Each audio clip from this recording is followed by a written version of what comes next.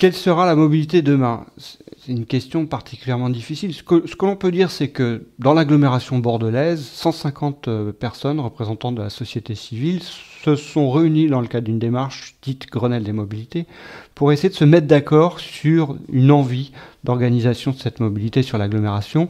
Et le message principal, c'est comment peut-on faire mieux avec ce qu'on a?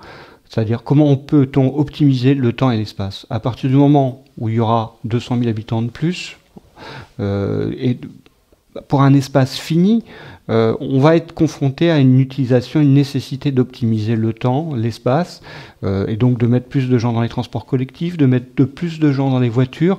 Donc ça, c'est un constat général.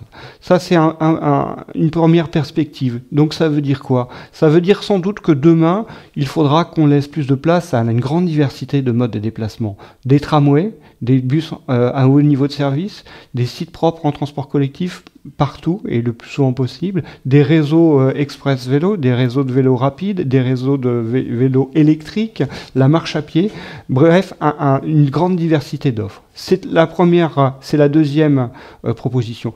La troisième, c'est de dire que nous sommes rentrés dans un monde digital, dans un monde numérique, dans lequel il n'y a plus de grandes fractures spatiales et temporelles. Tout individu sait se repérer et donc a besoin surtout de passer d'un mode à un autre, du vélo à la marche à pied, au bus, car il sait comment devenir un expert de la mobilité.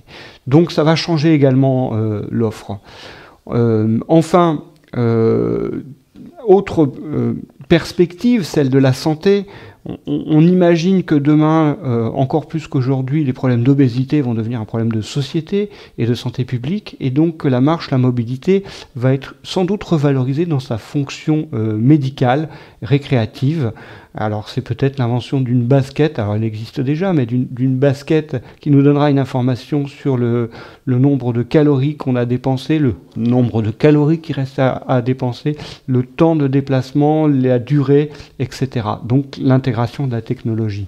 Enfin, pour terminer, à partir du moment où on aura toute cette diversité d'offres, on pourra peut-être du coup se libérer de l'automobile comme mode dominant et donc de réinvestir la rue pour la transformer en espace public à vivre, de retrouver une architecture de la voirie.